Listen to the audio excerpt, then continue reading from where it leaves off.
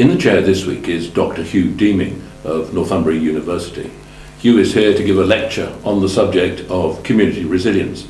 Hugh, thank you for joining us. Thank you for coming to take part in this event this evening. Tell me, a lot of people have discussed what community resilience is all about. What do you think it's about? Community resilience for me is a wonderful, it's a fantastic property of groups of people to actually come together to help themselves when they're in trouble, when they're in strife, and to protect themselves from that strife. I think the fact that the Cabinet Office has built up an idea of community resilience is a great step forward, and an appreciation that we don't actually just need the blue light services and the responders, Cat 1 and Cat 2 responders. People can help themselves in a very positive way.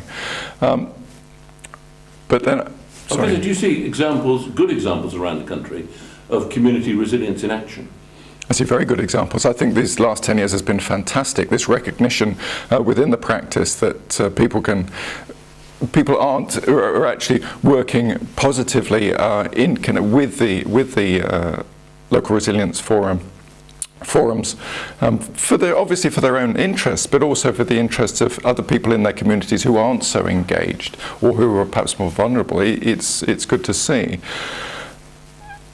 It also goes a little bit further than the Cabinet Office sort of try to pull the reins on community resilience as just being something that's involved in a response. If we think of the definition that they use, it's communities helping themselves in ways that complement what the emergency services can do. I think community resilience is actually much more than that. How much more? Sufficiently that definition is inappropriate, I think.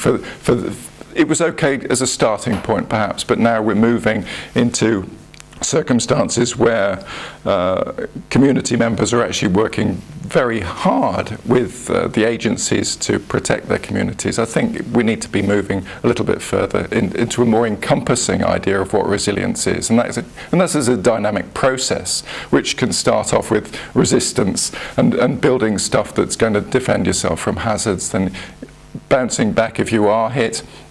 Bouncing back is pretty much what people term resilience as being. But then there's also the next two stages are adaptation and transformation. A lot of places are adapting. I'm interested in flood risk, the other hazards as well, but my specialism is flood risk. And if we think about resilience products, they only work, they work effectively in some properties, but other properties they don't. And schemes work up to a certain level according to the cost-benefit analysis. So you have to have stuff that looks after the residual risk, the water that's still going to come over the top of anything that you fit. What about recovery? Do you think we've done enough work, or do you think enough work is being done in the area of recovery, thinking about how community resilience can help there? The work that I did while I was at Lancaster with the Hull floods research, which was the 18-month project on recovery, a qualitative project, which showed that the recovery wasn't a straight uptick back to normality. It was actually a very jagged path that households took. And I think if we think about a response-focused idea about what community resilience is, that misses the fact that there are responders, there are Category 1 responders, health authorities and the local authorities, that actually need sort of permission to keep engaged with these communities through the recovery process as part of an integrated emergency management approach.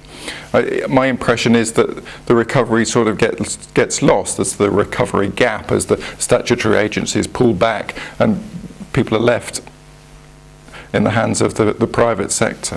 The whole research identified this gap and spoke quite powerfully about how people felt disenfranchised. They weren't being involved in the conversations taking place about how their homes were being rebuilt, or even how their communities. They had no voice in the new schemes to protect their communities from this happening again. Can you see that community resilience would give communities a stronger voice in this process? I think the example I'd use here is in Cockermouth, where the centre of the town was taken out by the floods in 2009. So there was a very strong commercial drive to get the town back up and running. And they decided, as a Chamber of Commerce and as a community, as a town, as a population, to actually pay their extra precept on their council tax in order to build the scheme, which wouldn't have gone ahead because it didn't fit the DEFRA cost-benefit analysis. And that's a really positive step forward. There are other places that won't have that precept. They won't have that access to their own funding. So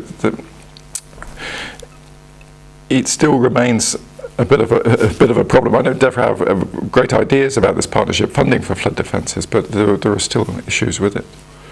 Does community resilience happen on an organic basis? In other words, where the impulse comes from the community itself, or does it always have to be a guiding hand, some kind of advocacy from the existing responders and planners? I think this hits on the fact that a lot of the activity, the planning and whatever, is taking part after an event has occurred in communities. So people are already affected. They don't want to be affected again. We have a problem having 6 million people on the floodplain in this country. There's a lot of people who have been flooded, but there's an awful lot of people who haven't yet been flooded and who are still exposed.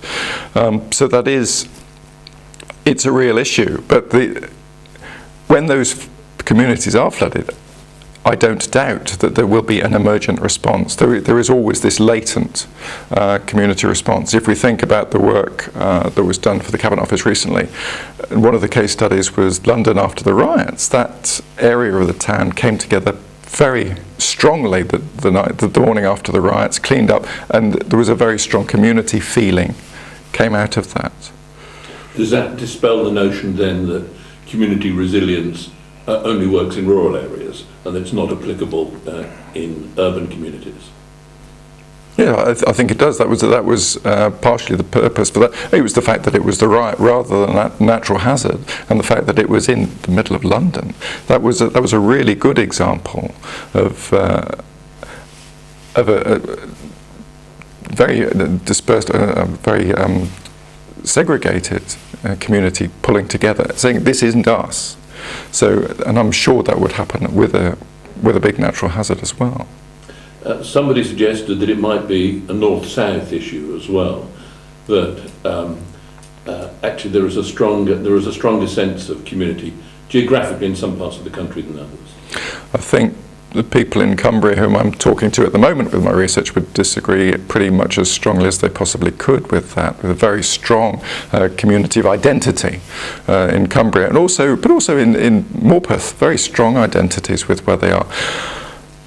Where I would say that the north-south gap came was with perhaps a little bit of the media coverage and the government concentration which occurred in the 2007 floods, when Hull was flooded in June, and then the south of England suddenly got flooded itself, and all attention went from Hull, and they felt it was the forgotten city. Are there other good practical examples from around the world of where community resilience is seen to be working, where maybe we can learn some lessons?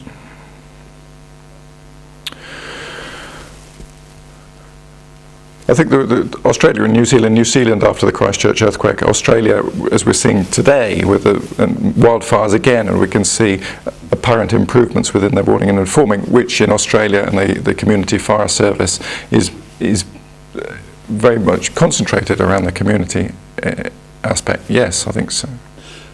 Tell me, finally, cynics have suggested that this is simply an attempt by central government to save money, to shift costs from government to local communities. Is that a fair criticism?